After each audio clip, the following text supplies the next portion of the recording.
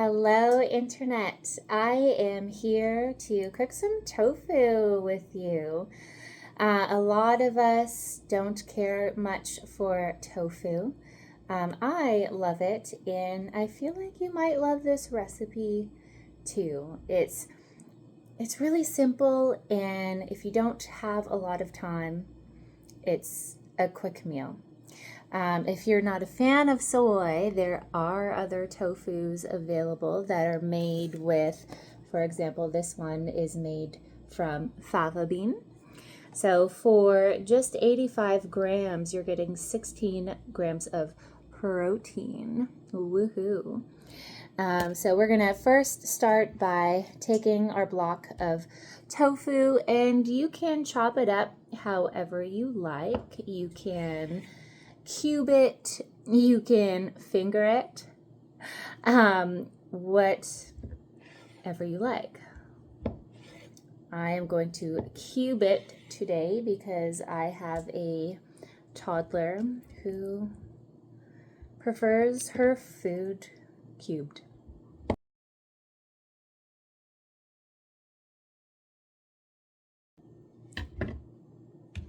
All right, once you have cubed your tofu, you're going to put it into a big bowl. Now, I am actually making 2 blocks of this tofu because I'm feeding myself, my husband, my child, and there might be some for leftovers. So you're going to take your cubes and you are going to place them in a big bowl.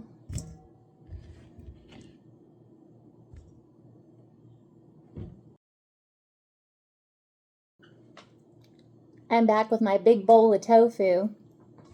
So I've cubed my tofu, and now for the magic ingredients. Salt, garlic powder, paprika. You can really use any spices that you want here. Dress it up how you like. When you're dealing with tofu, less is not more. More is more. So with spices, spice it up because tofu has no flavor. So don't be shy. Also, magic ingredient absolutely necessary for this nutritional yeast. Excellent for everyone, especially if you're vegan. Really great way to get in some B12 and additional protein. For 2 tablespoons of nutritional yeast, it gives you 30 calories and about 4 grams of protein, which is awesome. And B12, it has 390% of your daily intake. So, yay. Correction. For your, I think I had mentioned that nutritional yeast gave you 390% of your daily intake of vitamin B12. And what I meant by intake was the daily value. It's a daily value. That's still a lot. They always say 5% or less is a little, 15% or more is a lot. And we are at 390%. So that's darn good. Anyways, as we were. What's really nice about nutritional yeast is that it also creates this really crispy outer layer on your tofu without having to flour it or bread it or anything. So healthy, nutritious, hence the name, and it adds wonders to your tofu. What else can I say about this? If you are concerned with carbs, I know yeast might sound carby. It's not. There's only 3 carbs and 2 grams of fiber. So there you go. If you care at all about that. I do and I don't, but I just like the taste and the texture it gives my tofu. So now, I forgot one more thing.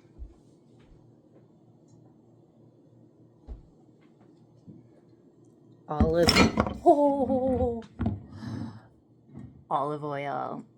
Oh yes, don't be shy.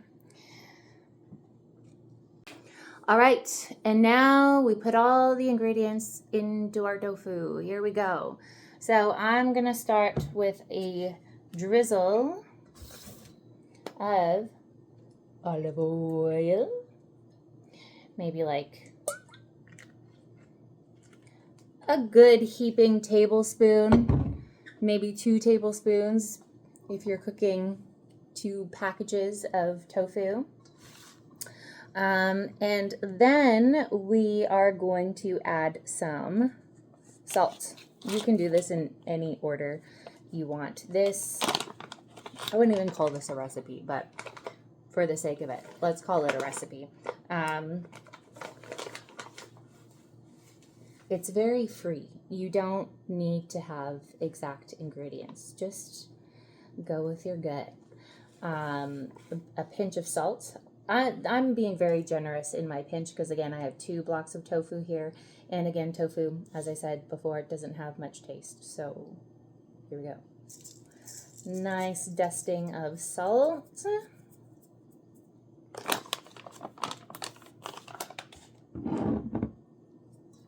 Garlic powder. I'm just going to drench the tofu in spices. When you think it's too much, it's probably not. But I mean, if I had to give you an estimate, I would say at least a tablespoon of each spice, whatever spice you're using. Next, paprika, same thing.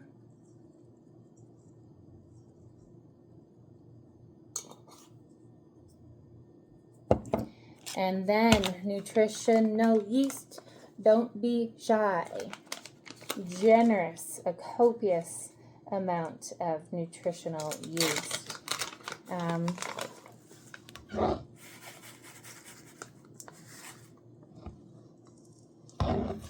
Oh yeah. So, again, if I had to estimate, I would say at least 4 to 5 tablespoons of nutritional yeast.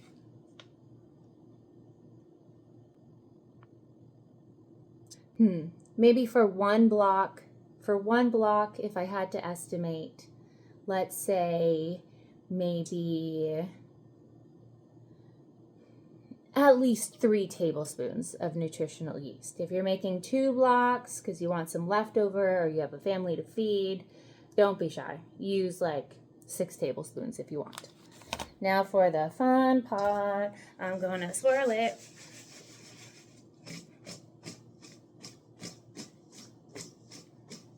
Jump around, get it all nice and coated. Oh yeah. Oh, it's looking good. Show you what it looks like. Oh yeah, all nice and coated. See, it kind of looks like a breadcrumb, except you get way more nutrients. So that's always nice. Next thing you do is put it on a baking sheet. If you have a skillet, tofu also tastes amazing on a skillet. So whatever you have lying around. Because of the copious amount of tofu I'm making, I'm going to use a baking tray. I have placed my tofu on a baking sheet and I'm going to put it in the oven at 405. Now I'm baking it that high because I'm roasting some cauliflower in the oven right now. So I'm just going to put it in at the same temperature and I'll probably leave that in for about half an hour. And I'll probably check on it at around the 20-minute mark, but half an hour is great. Right, I took a shower in the meantime while the tofu was in the oven. Like my shirt. Anyways, let's see how they look.